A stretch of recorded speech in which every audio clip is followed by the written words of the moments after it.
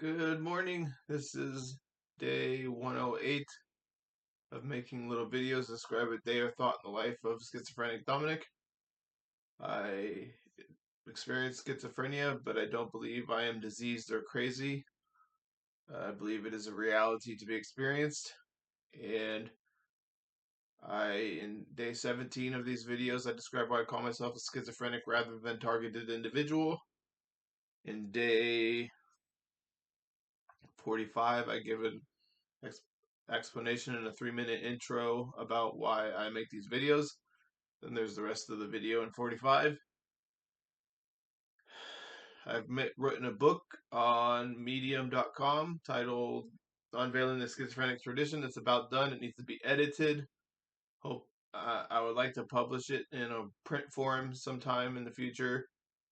I don't know if I'll sell it. I guess maybe I will, but it's free now, so you can read it there. Get some insight into why I may have been targeted, my thought processes, some research I've done on voice hearing technology that's in the public domain, and a little bit about stalking in the public and stuff like that. So I was going to start off today talking about how I went to San Diego over the weekend with my sister for her birthday, and it was a lot of fun, and spent some time with baby Ella and my brother and sister-in-law, and we had a really good time. It's always fun going down there. And we stayed at a place called Paradise Point, and it's a very nice resort or whatever. And so uh, we like to go there on occasion. Uh, they have a place called Barefoot Bar and Grill that sat our party of 11. So it's always cool to get a big group together. And so yeah. Okay.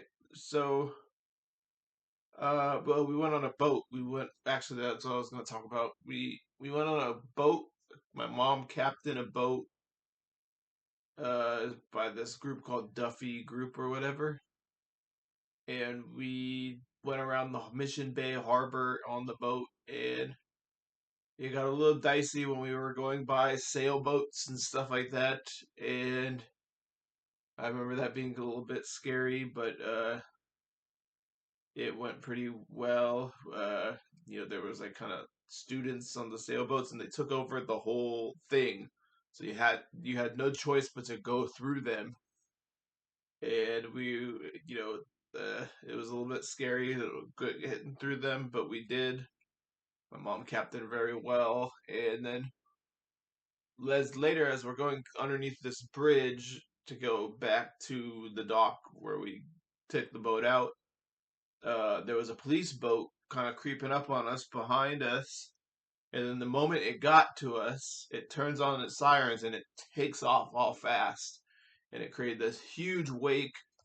This was like one of those big rescue boats, all right? And we're in this little kind of, I don't know what we were in. I don't know what kind of boat it was, but just like a little 10-seater. And this police boat just waits till it gets right up to us and then takes off. It turns its sirens on and uses this big wake, and our boat tips over, and it felt like it was gonna capsize or something. And so yeah, that was a little weird, and I kind of consider that part of the schizophrenic reality that the police maybe were messing with us and harassing us, but everyone else thought that they must have gotten a call. So I don't know if I could convince them that it was probably something else, but probably can't. All right, so yeah, police state.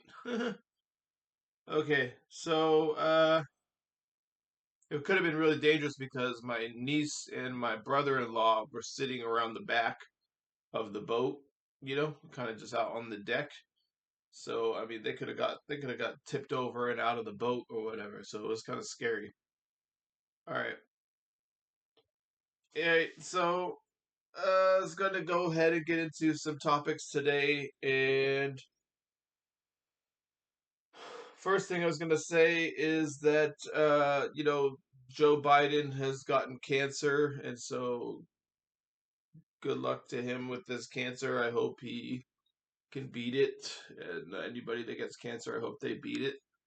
But there were people online and stuff that were like supposed leftists or whatever. I guess maybe they are or whatever, but they were cheering on his cancer diagnosis, and it's got me to the point where I was thinking like, there's no military advantage, there's no democratic advantage, you're not going to get a democratic majority by dividing socialists and liberals on the left, and you're not going to,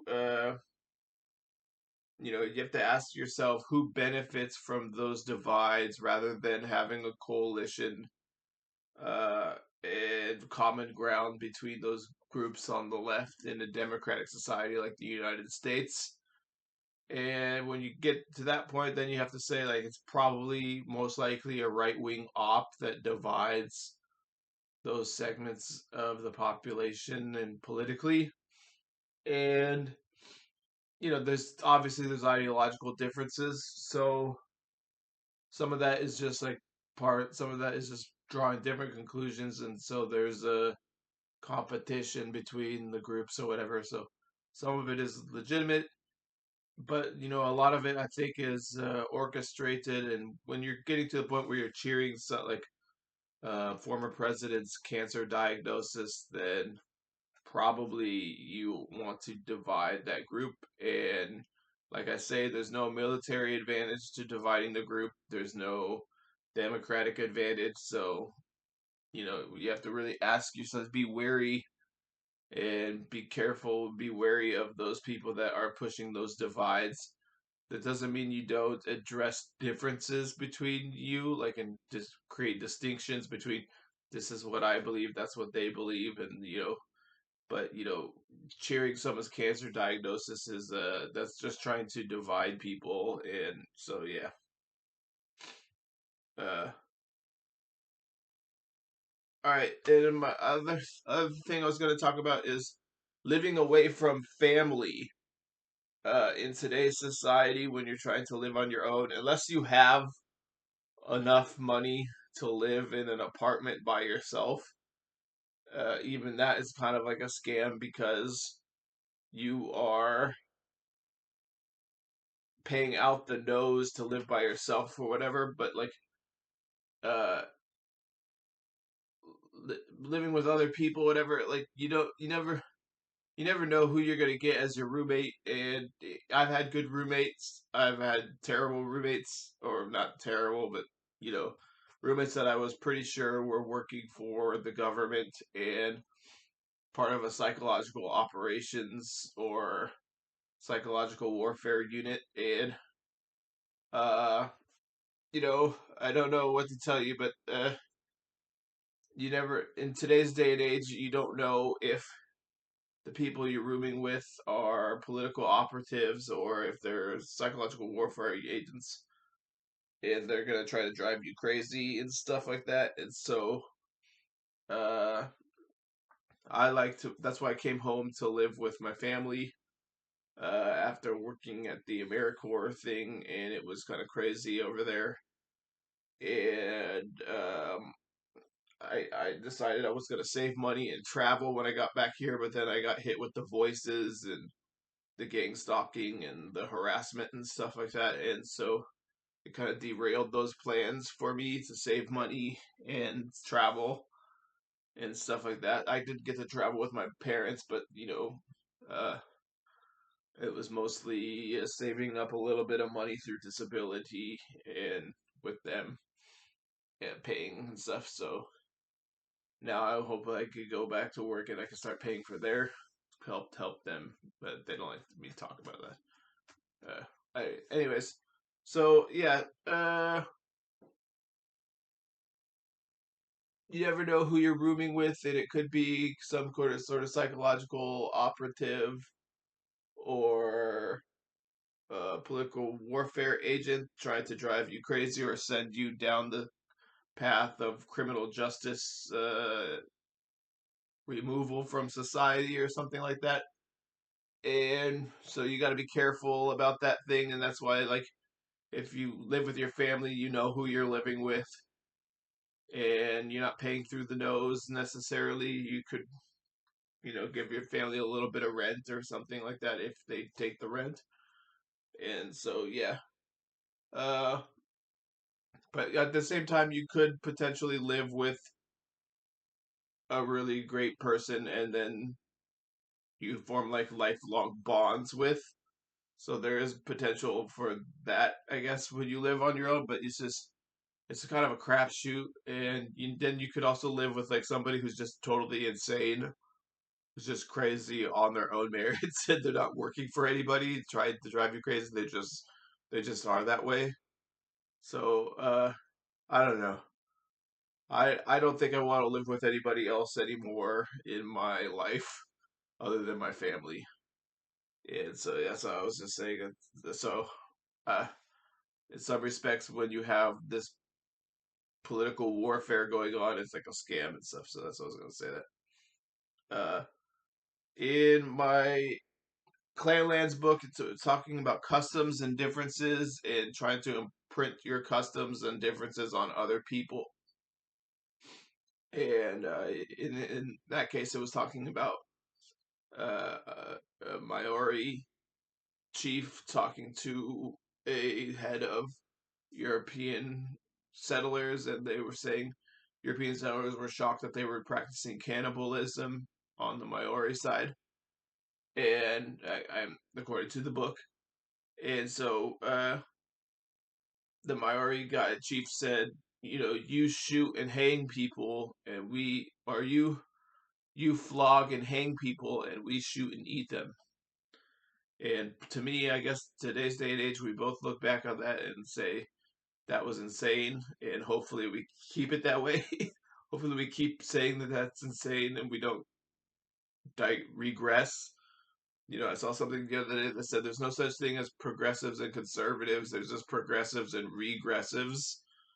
And so I don't want to be a regressive society. But anyways, in talking about that, uh, made me think about Disney going to UAE and I guess as far as I know, UAE doesn't have rights for LGBTQ people, and they discriminate against LGBTQ people, and so Disney wouldn't be having pride events at their new park in UAE. And it made me think like, well, customs and cultures are different everywhere you go.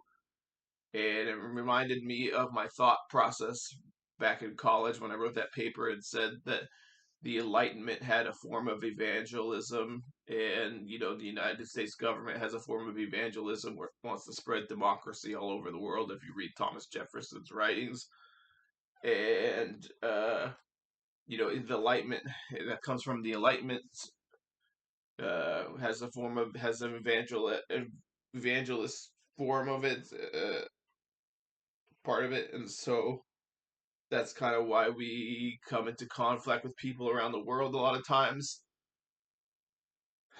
But we can't even keep the enlightenment going in our own country. We're going back to the dark ages right now with the suspension of habeas corpus. And Christy Noam I guess she mistakenly said that habeas corpus was Trump's ability to deport people or something like that. She misstated what it was for, and so habeas corpus is really the fact that the government has to give a public reason for why they imprison people, and that's to keep people from being falsely imprisoned, and it's to protect it's the basis for our civilization. And so yeah. Yeah, anyway, so Disney and Pride, it made me think like, well, if Disney can make inroads into UAE, maybe you can't jump in with everything that you stand for. You jump in with some things, and then you introduce this, and you create a fusion between the cultures, and eventually you try to introduce them to other ideas and customs so that other people can express themselves fully in those societies and stuff. And so, yeah. All right, so I was going to stop here, and it's been 15, 20 seconds, so goodbye.